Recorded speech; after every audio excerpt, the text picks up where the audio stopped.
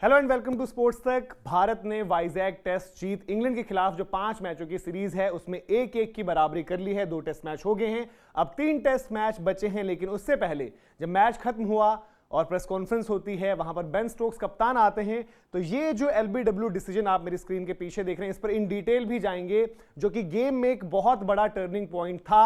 Ben Stokes का यह कहना है कि वहां पर टेक्नोलॉजी द्वारा जो है एक गलत फैसला आ गया, यानी कि उनका यह मानना है कि जैक क्रॉली जो एलबीडब्ल्यू आउट दिए गए इस डिसीजन पर, जो कि रिव्यू किया गया था भारत की तरफ से कुलदीप यादव की गेंद पर, बेन स्टोक्स का मानना था कि वो नॉट आउट थे और जो टेक्नोलॉजी की तरफ से आपने बाद में देखी चीजें, वहां पर एरर हुआ है। अच्छा, टेक्नोलॉजी में एरर, इस चीज को लेकर हम लगातार बात करते हैं और ये भी कहते हैं कि 100% टेक्नोलॉजी भी आपको बिल्कुल सही डिसीजन नहीं देती। और शुरुआत में आपने देखा होगा कि इंडियन क्रिकेट में एमएस धोनी भी डीआरएस टेक्नोलॉजी के खिलाफ थे और उनका भी कहना यही होता था। लेकिन बेन स्टोक्स ने जो कहा है, उन्होंने ये नहीं कहा है कि वो डिसीजन हमारे फेवर में नहीं गया, वो गलत गया, हम इसलिए हार गए, ये है। पर उन्होंने जरूर कहा है कि डीआरएस जो है, जो लिया गया था, जो आप देख रहे हैं, इसको भी समझाऊंगा कि किस तरीके से ये चीज थी। उन्होंने कहा है कि technology on this occasion was not right, मतलब ये जो एलबीडब्ल्यू दिया गया उनके हिसाब से नॉट आउट होने चाहिए थे।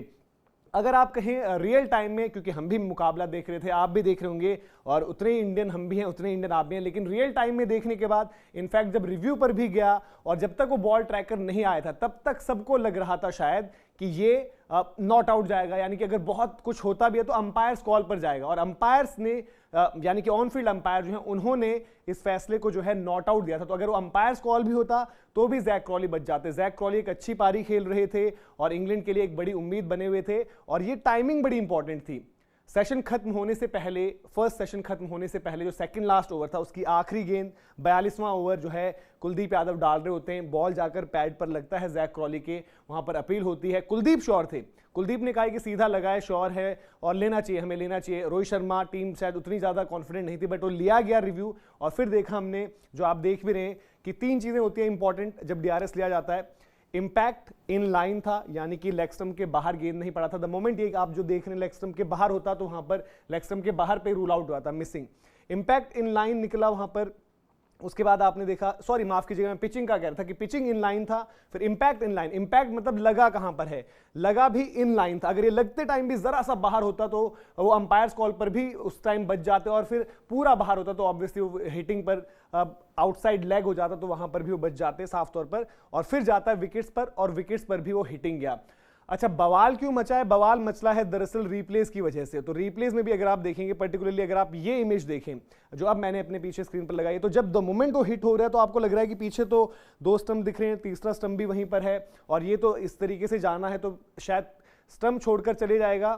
तो यहां पर एक चीज जो हमने देखी है, जिस तरीके से ये पूरा का पूरा डीआरएस की हमने बात करी, डिसीजन मेकिंग जहां पर रहती है, वहां पर एक चीज बहुत इंपॉर्टेंट होती है कि आप देखेंगे कि ये बहुत ज्यादा, एक तो तेज गति से फेंकी हुई गेंद नहीं, माफ कीजिएगा, बहुत स्लो गेंद नहीं फेंका था कुलदीप ने, तेज थोड़ा उन्होंने गेंद डाला था, तभी वो बैकफुट पर बीट हुए जैक क्रॉली। और फुलर बॉल के साथ डीआरएस पर बॉल ट्रैकर में एक इशू है, जो हम लगातार आपको कहते हैं। इवन आप देखेंगे जो बिल्कुल फुल बॉल पिच होता है, उस पर तो इशू है ही है, और ये जितना जहां डीप हिट हुआ है उनको, वहां पर हमने देखा है कि बॉल ट्रेजेक्ट्री काफी बारी जो आप देखते हो कि नेकेड आई से, जिसे हम कहते हैं कि रियल टाइम में जो आप देखोगे, इवन जब रिप्लेस देखोगे, तो ट्रैकर वहां पर कुछ और ही बताता है। तो उस लिहाज से कंसिस्टेंट है, उस लिहाज से डिसीजन जो आपने देखा होगा वो कंसिस्टेंट आपको होगा, और ऐसे ही फैसले आते भी हैं। और बैकफुट पर भी वो हिट हुए, अगर आप देखेंगे तो क्रीज के अंदर ही है, तो ऐसा बने कि बॉल वहां से बहुत ज्यादा मूव होता।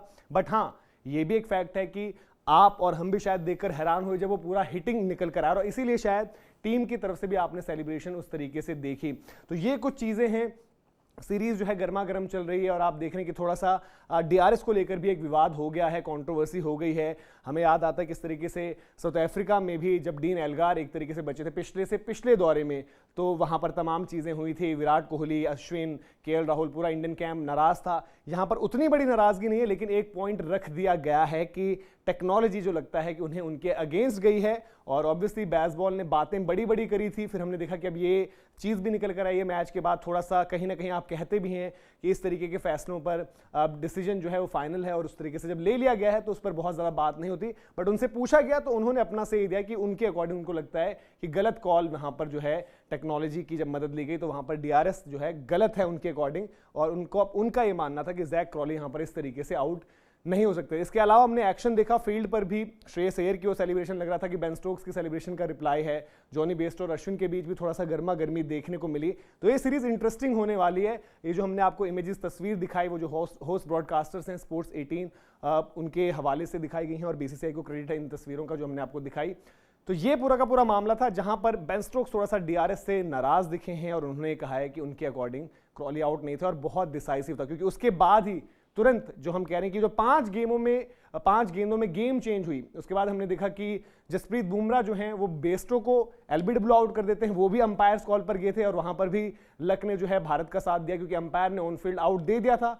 तो जो जॉनी बेस्टो हैं वो भी ऑन फील्ड अंपायर्स कॉल पर आउट हो गए और गेम पूरी चेंज हो गई। वहां से ये लग गया था कि भारत की अब यहां से जीत निश्चित है। कोई एक खिलाड़ी अगर इसको टाल सकता है तो वो बेन स्टोक्स है और बेन स्टोक्स भी अल्टीमेटली रन आउट हो गए। तो पूरा का पूरा मामला बड़ा इंटरेस्टिंग है। आप बताइए, फैसला हो चुका है, इंडिया जीत चुकी है, बट सच बताइए कि आपको देखकर क्या लगा था कि जैक क्रॉली आउट है या नॉट आउट है? आपका क्या फैसला है, इस पर कमेंट सेक्शन में जरूर बताइएगा।